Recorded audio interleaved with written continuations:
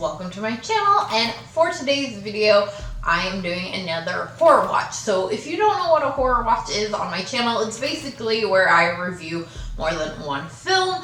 Sometimes it's just doing like a short review back to back of new or recent releases, or like today's video, it's doing a versus. And for today's video, I'm going to be talking about An American Crime versus The Girls Next Door.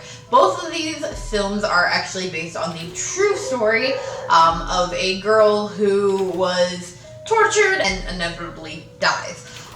And both of these films take very different routes in which they tell the story. So An American Crime has more of a, say, like a Lifetime movie type feel to it. It's very serious. I mean, they both are. But it's very, like, I'd say more calm and dark visually in the way it tells the story. Whereas The Girls Next Door is really more of like a horror film, and we'll get into talking about that a little bit more, but I just kind of want to focus on one film at a time. So first we'll start by talking about An American Crime. This one stars Ellen Page. James Franco is also in it, but little story behind it for kind of both of them. Basically, it's about this girl, Sylvia, I believe was her name in real life, and it's still her name in American Crime. I know that they do change her name for The Girls Next Door to Megan, but the story is that it is this girl, Sylvia, and her younger sister, and they are sent to live with this like neighbor woman, and she basically ends up torturing Sylvia, the older daughter. She has children of her own, and she kind of gets them and the neighborhood children involved. In American Crime, their father is supposed to be sending her money every week to like kind of take care of him while he's like out of town or whatever, and she claims that he stopped sending the money, and she uses that as the excuse to then torture Sylvia. She also claims that Sylvia is basically like sleeping around with like her boyfriend, and then like has to do, I guess, with her daughter's boyfriend, and just basically accuses her of sleeping around with these men in their life, which of course she hasn't, but the mother figure uses that as another excuse. In An American Crime, they really give you so much more detail about the whole story, starting from before they even go to live with her, and throughout that, and you know, the events leading up to it. Doesn't right away start with the torture. It just gives you more of a story, and I liked it. I mean, it is kind of, like I said, it's a little Lifetime movie type style. It can be a little bit slow, but also they go past even the torture. They cover the trial of Gertrude, that's the name of the woman who's supposed to be taking care of them. They cover her trial after Sylvia's death, and I liked it that they went into so much more detail in An American Crime. And in The Girls Next Door, like I mentioned, it's more of a horror film. So The Girls Next Door is a film that I watched years ago. I watched this with my sister and her now husband, like forever ago. It was on Netflix. I don't think it's on there anymore, but I'm sure you can find it somewhere to watch. And we were just stumbling through, found this, decided to watch it. I have only ever watched it that one time, but there are still parts from that movie that are inflicted into my mind. Obviously, I don't remember completely all the details, but I'm not going to get that much into them anyway.